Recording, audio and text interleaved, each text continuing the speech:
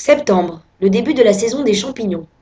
Au parc Bachelard de Grenoble, Jean-Paul Georges, mycologue passionné, partage volontiers ses conseils de cueillette. Si on va dans les bois, donc il faut avoir le couteau et il faut avoir un panier.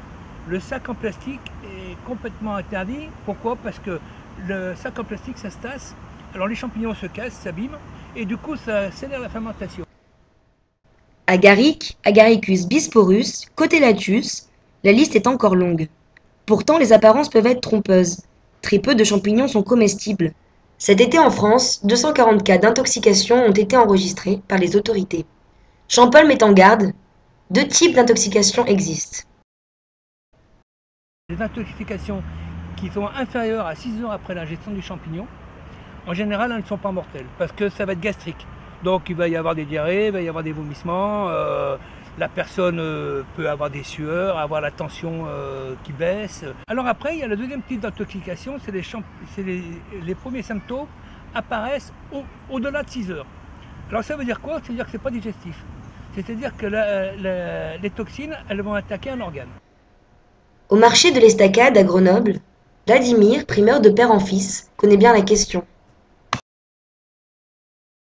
Nous, comme vous, on a le droit de les ramasser. Vous avez le droit de les consommer, ce que vous avez ramassé. Par contre, moi, je n'ai pas le droit de les vendre. Vous n'avez pas le droit de me les vendre. Parce qu'il y a un trafic qui s'est mis en place ces dernières années. Il y a un business énorme dans le champignon.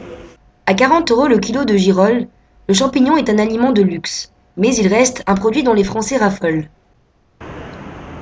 Quelques mètres plus loin, cours Jean Jaurès, Véronique Legas et Catherine Aumasson cuisinent des produits frais au gré des saisons. Dans leur restaurant à ma table, le champignon est bien évidemment l'invité d'honneur dans le menu automnal.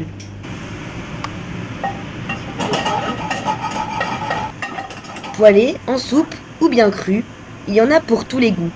En cuisine, Véronique confie l'un de ses secrets. Pour un champignon bien blanc, ajoutez du citron.